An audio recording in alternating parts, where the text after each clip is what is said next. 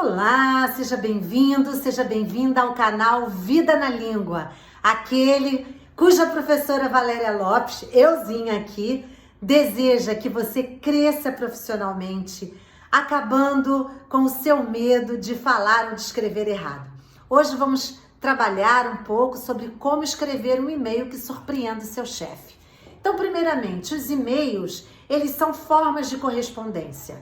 Então, são comunicações dialógicas. Existe o eu que está comunicando e o tu que está recebendo, tá certo? Então, há uma interação. Precisa haver essa referência a quem você vai falar. Ele é um substituto das cartas, né? Algumas cartas ainda são enviadas, mas aquilo que se pode resolver por e-mail é muito mais rápido, é instantâneo. Então, o e-mail ele tem partes pré-textuais e a parte textual. Quais são as partes pré-textuais? O destinatário ou o para, que é o campo onde você preenche com o e-mail da pessoa para quem você vai enviar, e o assunto. O assunto, gente, é como se fosse o título do seu e-mail. Então, ele é muito importante. Por isso, é preciso que você esteja muito atento a ele, que você preste atenção. Por quê? Porque um assunto mal colocado, um assunto com oi, e aí, que assunto é esse? Com vários pontos de interrogação, de exclamação? Não, eu se recebo um e-mail assim, nem leio. Então, o assunto é a porta de entrada para o seu e-mail. Por isso, é fundamental que você aprimore-se, né? Que você se aprimore na seleção vocabular para enviar o seu assunto. Ele é a extra síntese, a síntese máxima do seu e-mail. Por isso, quais são os conselhos, qual é o conselho, a sugestão que eu te dou em relação ao destinatário para e ao assunto? Que você deixe para preencher esses dois campos depois que escrever a mensagem do seu texto e de tê-la revisado e ter certeza de que seu texto está comunicando exatamente aquilo que você gostaria de comunicar.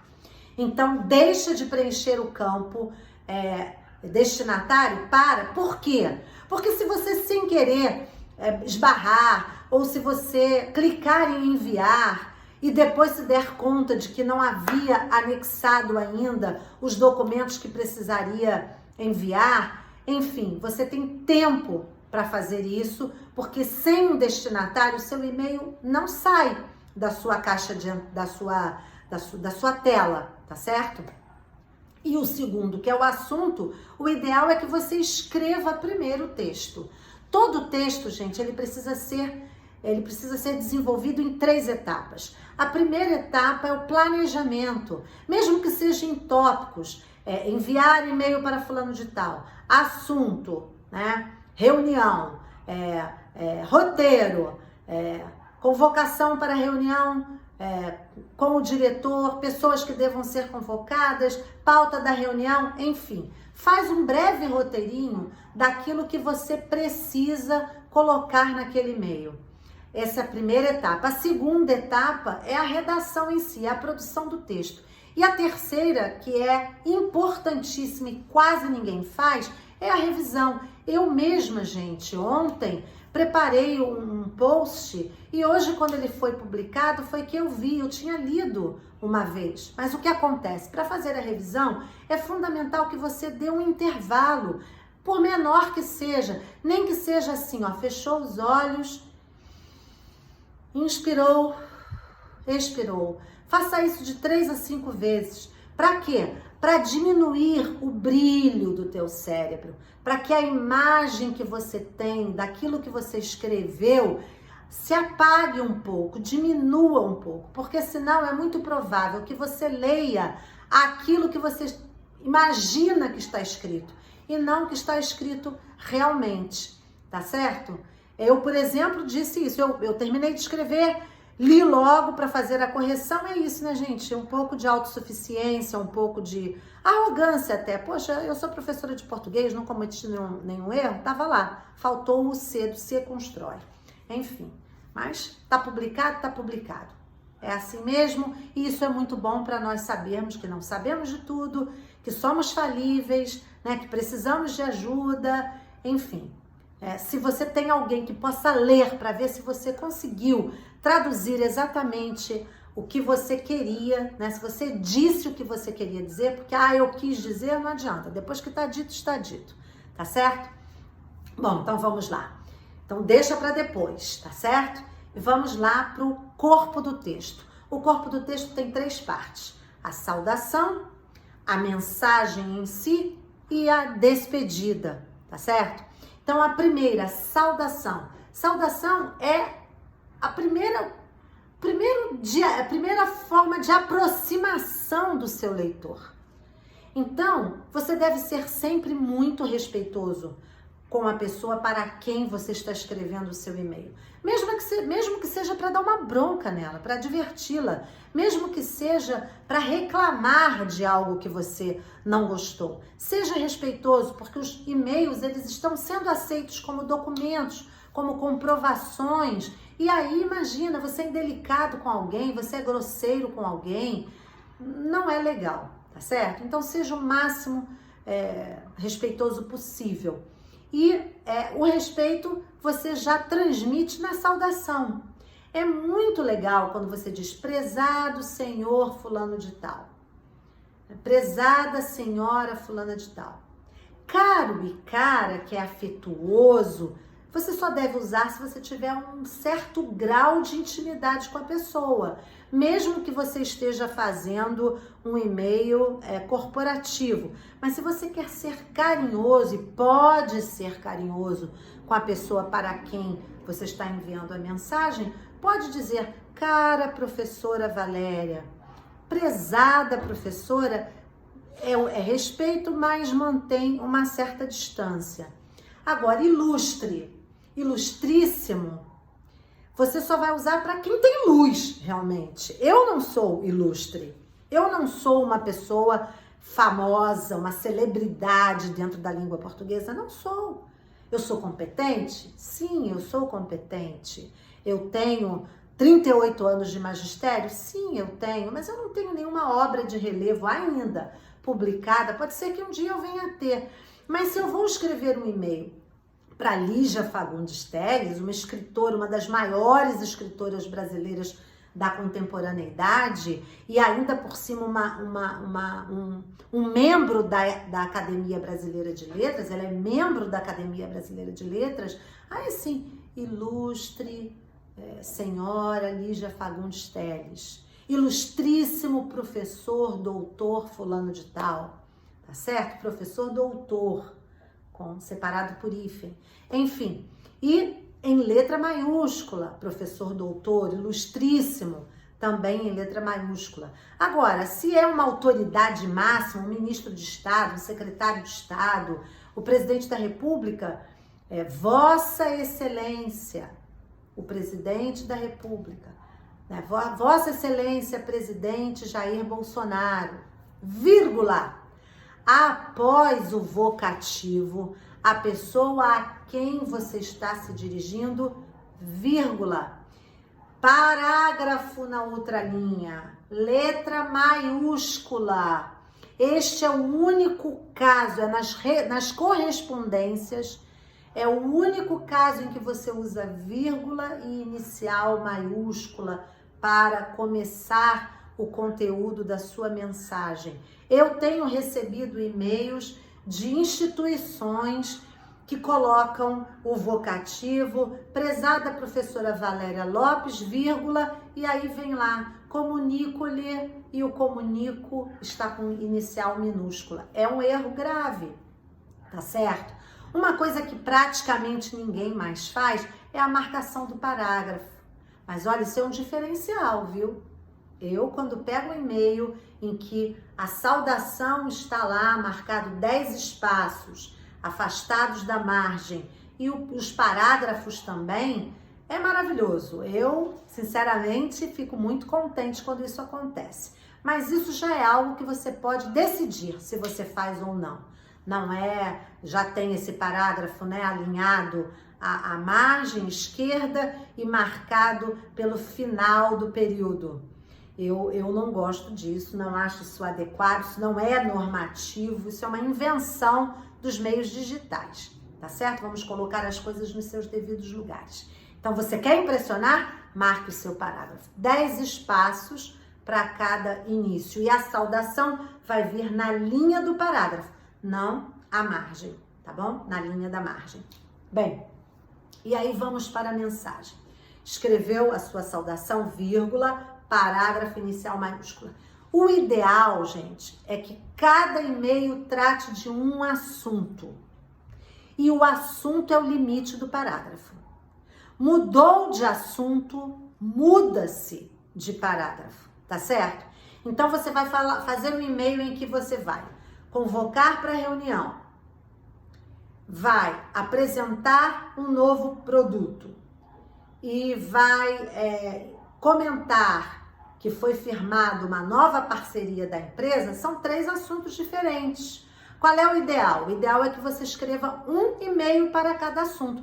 Ah, mas todos eles vai ser para o diretor da empresa, o presidente, eu sou a secretária, estou escrevendo pelo presidente e o presidente está encaminhando para o diretor do financeiro e os 3 e-mails vão ser para ele. Não tem problema. Você vai garantir que ele vai ler, porque vai chegar 3 e-mails da presidência, tá certo? Cada e-mail com um parágrafo, ele vai ler e ele vai saber do que se trata. E vai fazer as anotações dele e vai responder. Agora, se você faz um e-mail imenso, qual é o ideal? Se você quer tratar de muitos assuntos no mesmo e-mail, o ideal é que você faça um documento no Word, com todos os assuntos que você quer, anexe o documento ao e-mail e no e-mail você vai dizer, prezada professora Valéria, este e-mail é para convocá-la para uma reunião, ou então, comunico-lhe que a senhora está convocada para uma reunião com o presidente da empresa. A pauta a ser tratada consta do documento anexo. Além disso, há 3 assuntos relevantes. O comunicado sobre uma nova parceria e... esqueci qual foi a outra coisa. Uma nova parceria e o lançamento de um novo produto. Ponto final. Tá lá, o e-mail é objetivo, é direto, ele fala dos 3 assuntos, mas aquilo que é detalhado está lá no documento anexo. E aí já podemos entrar nessa informação. Há pessoas que perguntam, é anexo, é em anexo ou é anexado? Então lembrando, anexo é um adjetivo e é o melhor considerado pelos gramáticos, né? Documento anexo, documentos anexos, prova anexa, provas anexas. Então, o mais recomendado é o adjetivo, é o emprego do adjetivo, e esse emprego, ele vai ser flexionado de acordo com o substantivo. Se o substantivo é masculino singular, anexo no masculino singular. Se o substantivo é feminino plural, ele virá no feminino plural e assim por diante. Em anexo é uma locução adverbial, portanto se refere a um verbo. Já está ficando um pouco consagrado pelo uso, segue em anexo, mas é a expressão que muitos gramáticos criticam. Então, se o seu chefe é alguém que está ligado a essas informações, a essas orientações e a esses posicionamentos dos gramáticos que ele considera, todas as vezes que você colocar em anexo, ele vai frisar e vai dizer, mas eu já não te falei que não é, tá errado, que não é para usar. Não está errado, gente, mas não é a melhor forma. E anexado é o particípio passado do verbo anexar. Então, você vai usar numa locução verbal. Foi anexado, está anexado ao processo, foi anexado ao processo os documentos tais. Ou os documentos anexos ao processo é a melhor forma. Tá ok? Bom, então voltando para o corpo do texto, cada parágrafo desenvolve um assunto. Então, se você está escrevendo um e-mail com 3 assuntos, você deverá ter 3 parágrafos. E esses parágrafos, eles devem ter uma estrutura muito objetiva. Primeiramente, Um bom parágrafo tem 3 frases. Uma frase núcleo, que apresenta a ideia central. A senhora está sendo convocada para uma reunião na próxima quarta-feira, às 15 horas. Ideia central. Nesta reunião trataremos do seguinte assunto. Por favor, se houver alguma sugestão de pauta, encaminhe para o e-mail tal urgentemente.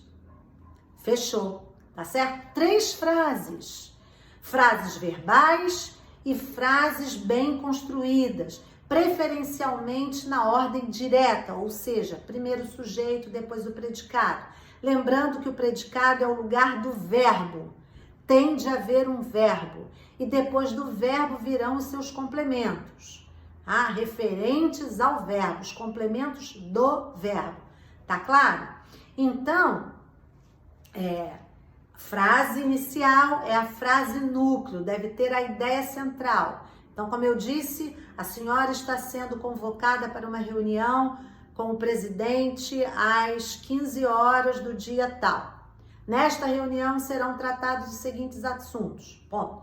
Se houver alguma sugestão de acréscimo na pauta, a favor encaminhar urgentemente para o e-mail tal. Certo? A partir das 15 horas de hoje não serão aceitas mais sugestões de pauta. Pronto, tá?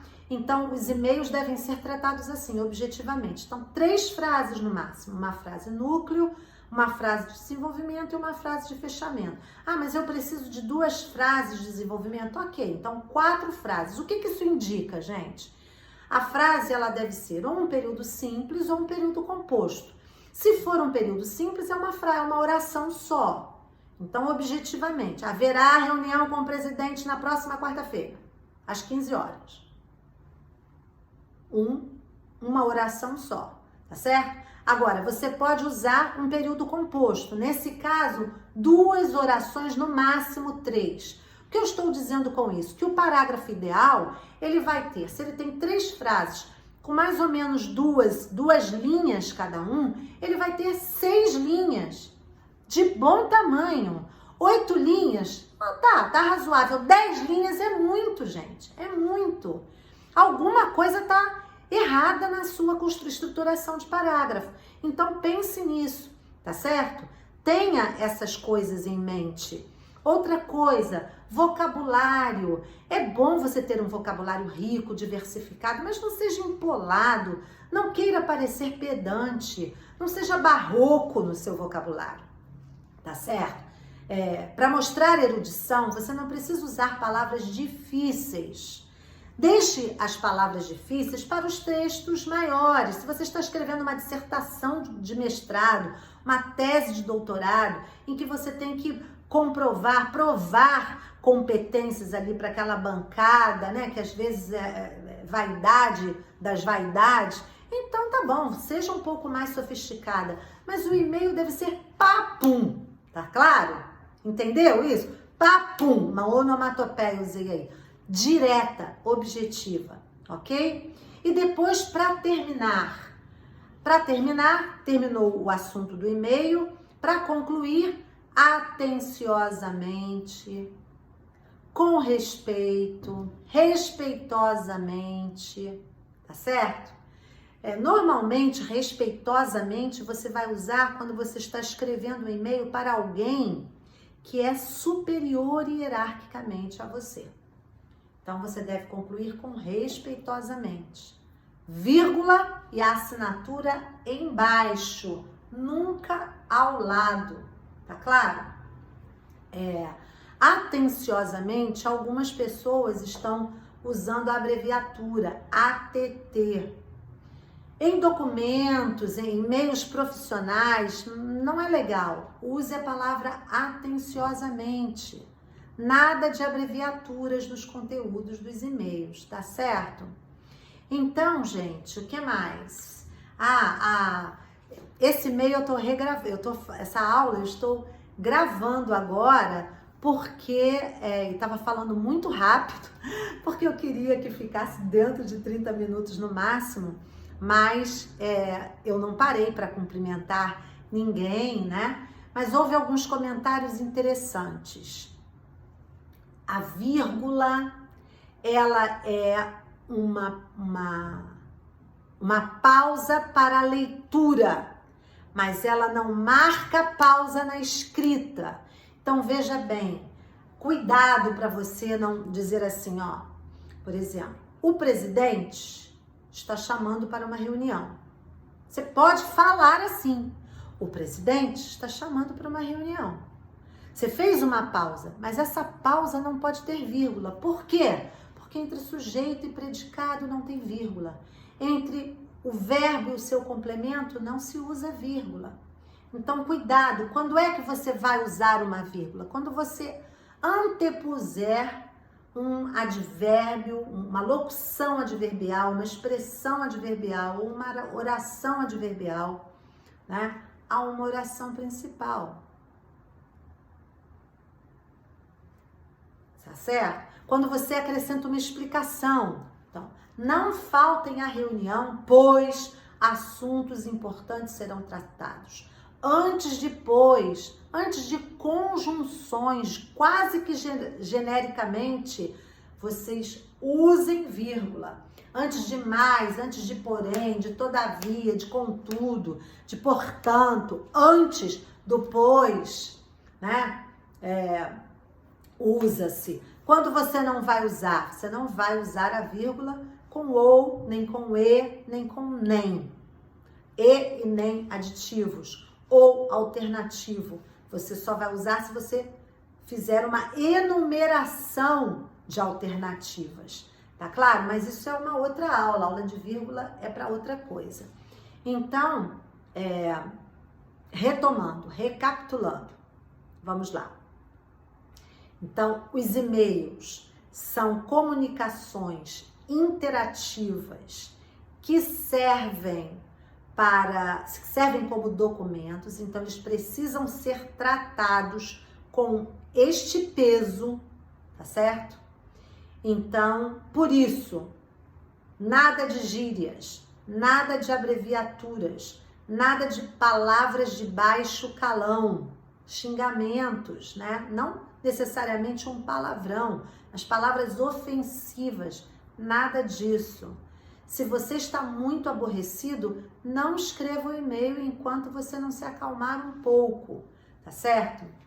Outra coisa, deixe para preencher os campos do destinatário do assunto por último, após você ter escrito o seu e-mail e ter feito a revisão. Lembrem-se sempre da revisão. É fundamental, porque todos nós podemos cometer erros. E não raro isso acontece, tá certo? Outra coisa, seja preciso, objetivo. Como é que a gente galga, como é que a gente constrói precisão e objetividade? Primeiro, por uma seleção vocabular apropriada ao seu destinatário, adequada à sua faixa etária, adequada ao grau de formalidade que o texto precisa ter, adequado, eu falei, na live eu falei de coloquial tenso e distenso, porque nós temos o nível formal, que é aquele que vai estar mais próximo à norma culta da língua, e nós temos o nível coloquial, que é mais próximo da conversa, que normalmente é o nível dos e-mails, o nível de linguagem dos e-mails. E você pode ter um nível coloquial tenso e um nível coloquial distenso. Isso não tem a ver com seu estado de espírito, de você estar tenso ou de você estar relaxado. Não, não é estado de espírito, é nível de linguagem. O coloquial tenso é o coloquial que eu uso, por exemplo. Aqui falando com vocês, eu uso um coloquial porque nós estamos numa conversa, numa interação. Eu procuro fazer com que seja agradável para vocês, que vocês alcancem rapidamente aquilo que eu quero dizer. Então eu uso um nível coloquial, às vezes até uso a gente em vez de nós, e às vezes digo, a gente vai abordar é fundamental que estejamos. Olha o que eu fiz aqui. É um desnível. Eu uso uma expressão extremamente informal como agente e depois eu passo para o emprego do nós sem usar o pronome e aí fica um desfalque aí. Numa comunicação escrita isso não pode acontecer, mas na oralidade fatalmente acontecerá. E não é um problema tão grande assim, tá certo? Porque não estou dizendo a gente vamos. Isso sim seria gravíssimo, tá certo? Porque a gente tem uma ideia plural que envolve a pessoa que fala, mas ele a concordância é com o verbo na terceira do singular, tá certo? Nunca na primeira do plural. Então, e aí a saudação você vai selecionar o pronome de tratamento adequado ao grau de formalidade com que você deve tratar aquela pessoa, tá certo? O mais comum é o prezado senhor, prezada senhora, mas se a pessoa for uma grande autoridade, né, de alta importância, você vai usar excelentíssimo, excelentíssima, excelentíssimo senhor presidente, excelentíssimo senhor ministro. Se for um professor doutor renomado, como Evanildo Bechara, por exemplo, ilustríssimo senhor, ilustríssimo professor doutor Evanildo Bechara, eu não preciso usar o senhor, nem o senhora, enfim, o corpo, a mensagem em si, para cada assunto, um parágrafo. O parágrafo não deve exceder a 7, 8 linhas, o ideal 6 linhas seria impecável, mas às vezes pode passar um pouquinho mais, então no máximo 8. Não façam o famoso tijolão, que é aquele parágrafo imenso, em que a pessoa até se perde, né? É um assunto para cada parágrafo, tá? Eu quero falar da venda do imóvel, eu quero falar da festa de inauguração do novo imóvel, eu quero falar do lançamento de um novo produto no mesmo e-mail. São 3 assuntos, 3 parágrafos. O ideal é que seja um e-mail para cada assunto, tá certo?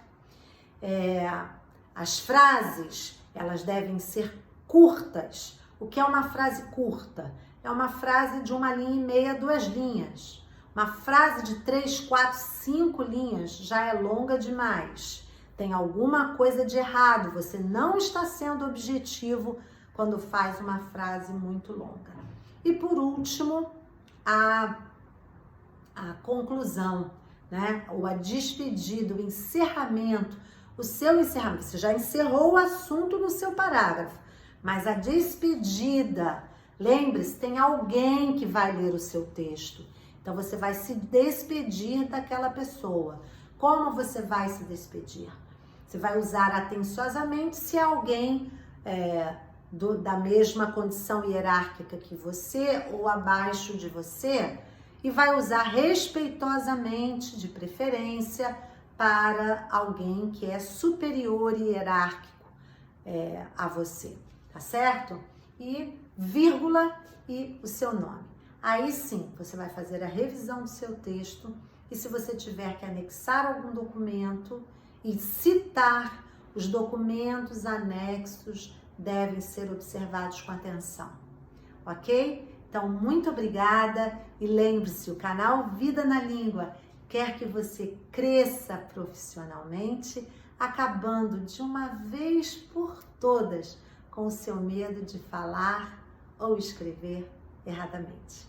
Então, espero por vocês na próxima live de quarta. Aqui, infelizmente, hoje não foi uma live, acabei tendo que gravar porque não foi salva a live, não havia espaço suficiente no meu celular e aí deu algum problema. Enfim, mas agora já está resolvido o problema, por isso eu gravei de novo para que você não perdesse nada. E a partir desta semana nós teremos lives às segundas, às quartas e quintas-feiras. cada dia com um novo tema.